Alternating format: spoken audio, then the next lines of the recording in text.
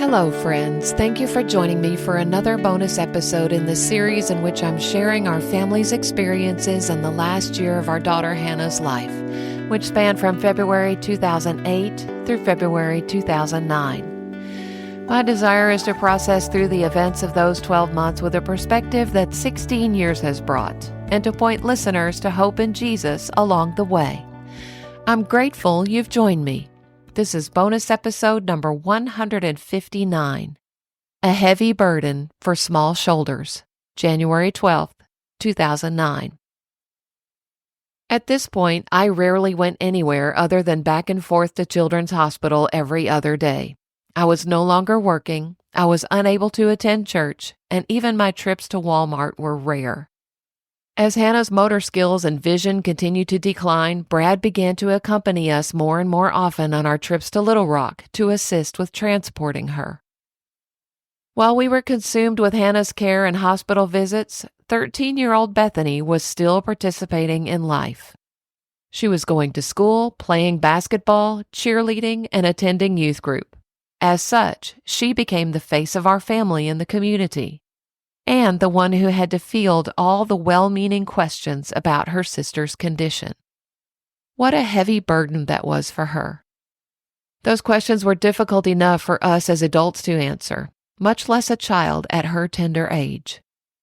The doctors had not yet told us that Hannah was dying. There still seemed to be some hope that the chemo drugs would be effective.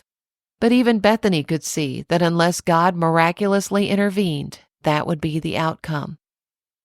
So when you are repeatedly asked how your big sister is doing, and your own young heart is breaking at her deteriorating condition, how do you respond? One day we pulled Bethany out of school and had her accompany us to one of Hannah's appointments. While she was gone, the school counselor, at our request, called an assembly of all Bethany's classmates and teachers and requested that they stop asking her how Hannah was doing. That seemed to help, at least while she was in the school setting. Such a heavy burden for such small shoulders.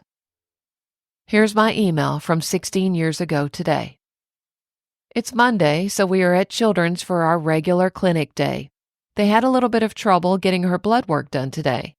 Her PICC line would not give a blood return, so they had to stick her to draw blood. Thankfully, they got a good vein on the first try. We just got the results back, and her platelets have dropped to 31,000, so she'll be getting an infusion today. Hopefully, her PICC line won't give us any trouble during the infusion. I'm not sure what we do if it does. Hannah seems to have stabilized right now, as far as her vision and her balance are concerned, and we are thankful for this. We used the wheelchair for the first time today, just to come into the hospital and get to the clinic, and it was really helpful. Hannah seems to be adjusting to the situation really well.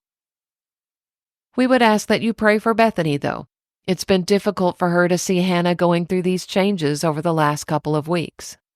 And because she's in school and out in the community every day, she continually fields questions from well-meaning people who are concerned about Hannah and our family. Sometimes this can be difficult for her. So please keep her in your prayers as well as Hannah. We hope to bring Bethany with us to Children's next Monday when Hannah gets her next dose of chemo, just so she can feel a little more involved in her treatment. We have received so many wonderful emails, phone calls, cards, and gifts over the last couple of weeks. I wish we could respond to everyone personally, but there are just too many. Please know that we're keeping every single email and card, and we treasure each one. Thank you for continually reminding us that God is good all the time. Jill and Brad.